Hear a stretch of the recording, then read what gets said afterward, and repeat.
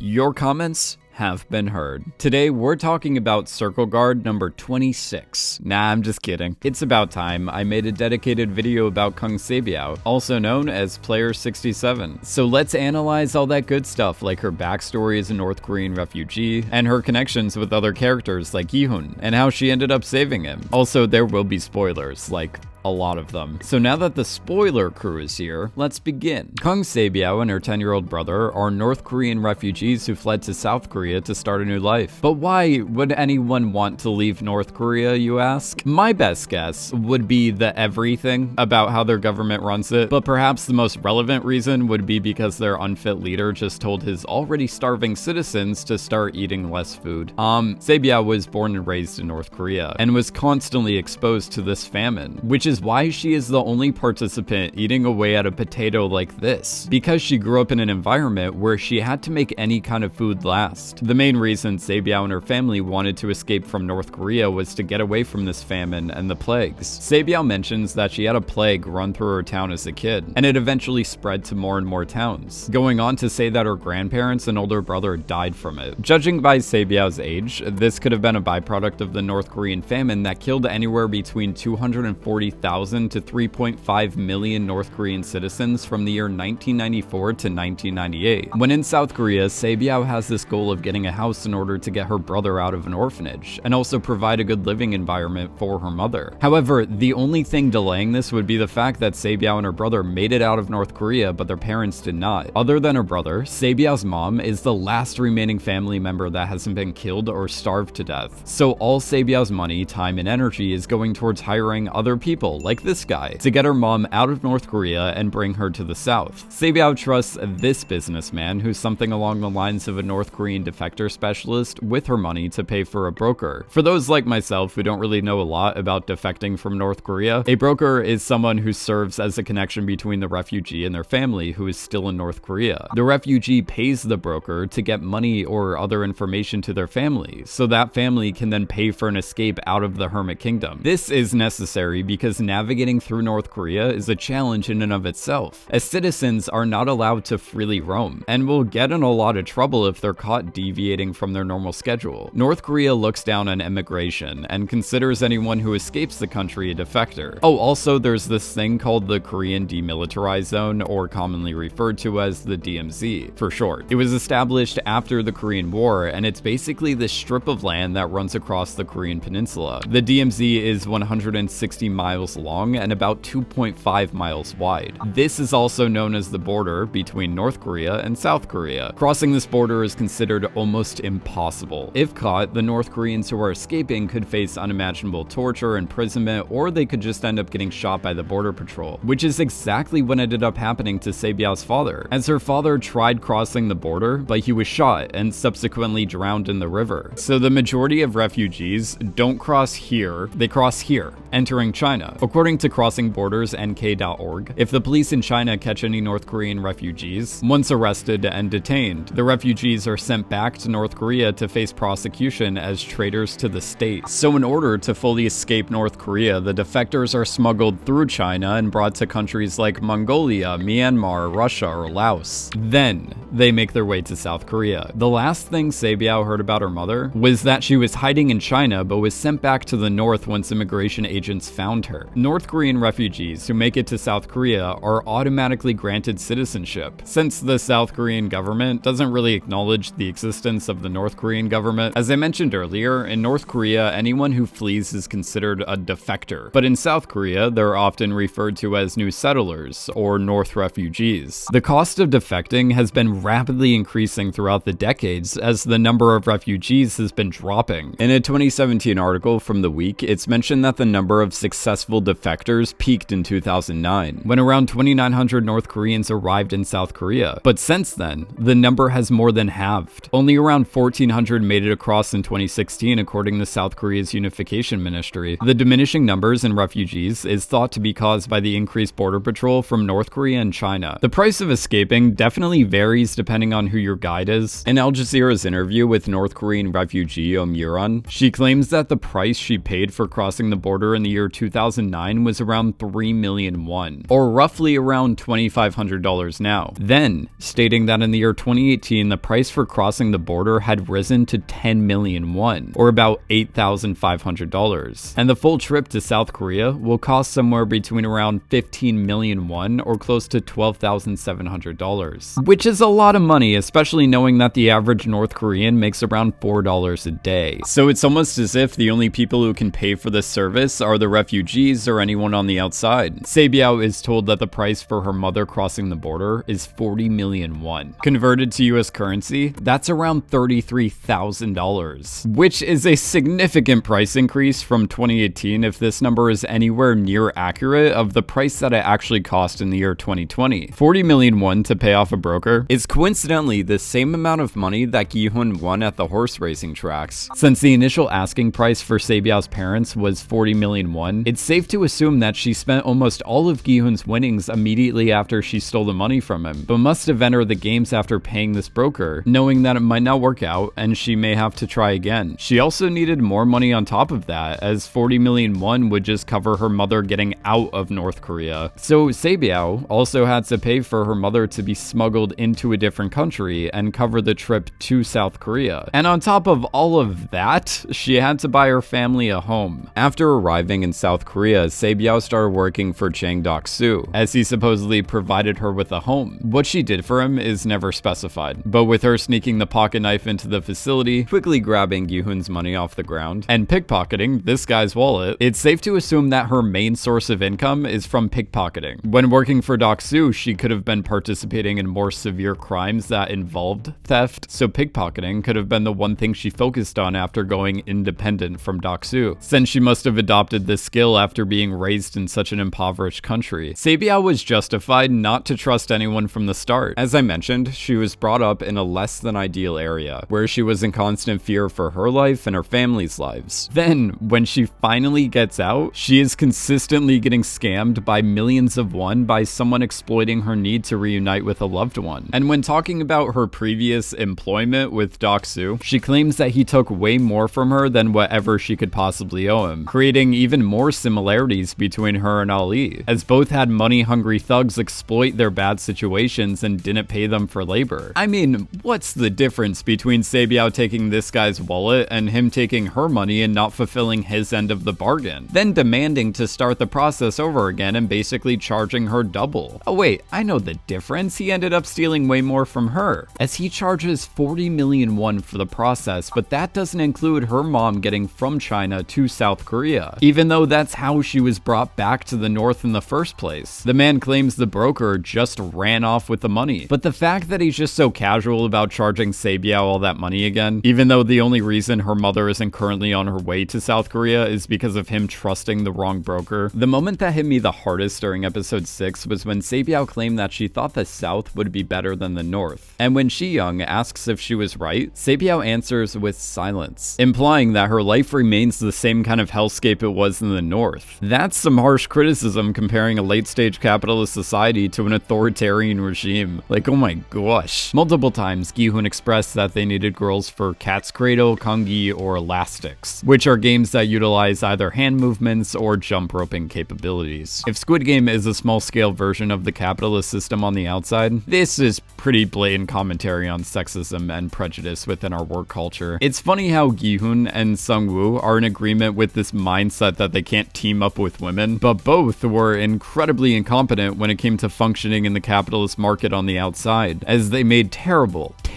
financial decisions that ended up ruining the lives of the hardworking women who raised them. Just like Gi-hun and Sang-woo, Sae-byeok enters the games for her mother. Except the only difference between them all is that Sae-byeok didn't bet her mother's money and assets away, and caused her to lose everything. I mean, it was a f***ed argument from the start, but the only games that demanded the strength the women were supposedly lacking were Squid Game at the very end and the tug-of-war game, which, thanks to #1 strategy, the tug-of-war game didn't need the strength as much as it required basic teamwork and planning. If number 17 getting the lights turned off on him for having a history of working in glass manufacturing proves that the games are unfair, then Sae-byeok getting hit by a piece of shrapnel is the nail, or in this case, the bow on the coffin. The game was over, yet she still ends up bleeding out from a piece of glass that got lodged into her stomach from an unnecessary spectacle for the VIPs. Before her death, Sae-byeok tried to make Gi-hun promise that if either one of them made it out of the facility, they would look after the other's family. And it only took Gi-hun a full year to fulfill that promise. Sae-byeok's little brother now has a stable household and financial security, as he's left with Sung-woo's mom with more than enough money to support them both. However, I don't believe Sae-byeok's mother will make it out of North Korea. When talking with the defector specialist, he claimed that they have to locate her mother all over again. But judging by how the North Korean government treats journalists or tourists or US citizens in their prisons, it's safe to assume that Sae-byeok's mother, who is now considered a defector, would be placed in a labor camp or killed, making her unreachable. I want to quickly talk about the knife Sae-byeok sneaks into the facility. Upon watching the show for the first time, I was expecting this knife to have a much bigger impact in the story. Granted, it did help Sae-byeok by giving her access to the ventilation system so she could pick the triangle during the honeycomb game. But then in episode 4, before she joins Seong Gi-hun and friends during the fight night, she leaves the knife with Deok-su. Then the knife gets confiscated and we never see it again. But upon rewatching, I interpreted this moment as Sae-byeok starting to leave that side of herself behind. The side of herself that was shaped by people like Deok-su. So it's poetic that she leaves the symbol of her criminal history with him. Because Sae-byeok starts the series as a pickpocket who's unwilling to trust anyone, and even votes yes during the vote to continue or cancel the games, meaning she was willing to put 101 lives of the people who didn't want to play at risk. When Gi-hun tells Sae-byeok that you don't trust people because you can, you trust people because you have no one else to lean on, he's asking her to have